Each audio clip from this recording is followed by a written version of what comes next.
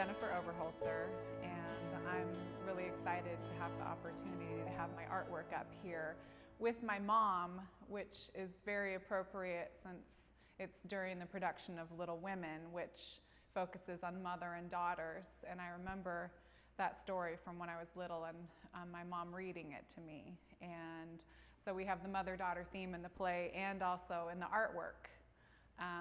And it was also a really good motivator for me to get back into artwork and learn a new technique. I learned to work with watercolors, which is something that I hadn't really delved into before. So that was an exciting learning process for me, and learning how the water and the paints and the paper all interact with each other and how you can use the water to manipulate the paints to get the effects that you want. So it was an exciting experience for me.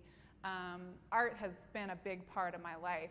I looked up pictures specifically from the time period that Little Women starts in 1860s, and wanted to find pictures that were appropriate for the era. And it was very exciting to get more familiar with the clothing styles, the accessories, and what was happening during that time as well. My mom is amazingly creative, and it's like every few years she blossoms into something new. When she was at home as my mom, when I was a child, she played the piano, and she played classical music, Mozart and Beethoven on the piano. She was always musical. And then in her 30s, late 30s, when I was a young teenager, she began writing her own music and became a jazz singer, and she wrote original songs and also performed jazz standards, played with local, small musical groups and big bands. Art is something very new to her. She only really began delving into art about 5 years ago. And she was inspired by her husband's father, who was an artist and also a musician.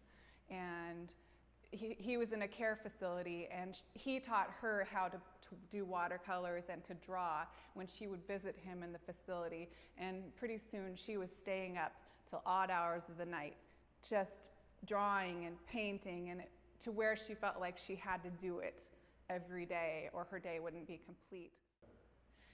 What I have discovered about art is that every time I begin, I feel like I don't know how to do it. When I put those first lines on the paper, I feel like I don't know where to put them, and I'm kind of just feeling around, and it's an insecure feeling. And the thing is, you have to work through that and just keep going and trust that the marks that you put down, if they're light, you can go back through with an eraser, and you can go back through with a pencil that's darker, and you can refine and refine and keep refining as you go.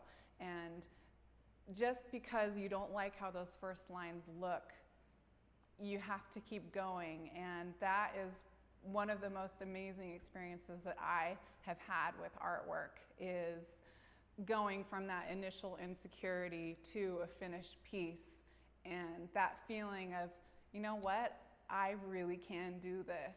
And I would say that that's an important thing that someone who feels like they can't draw needs to trust, that they can work through that feeling.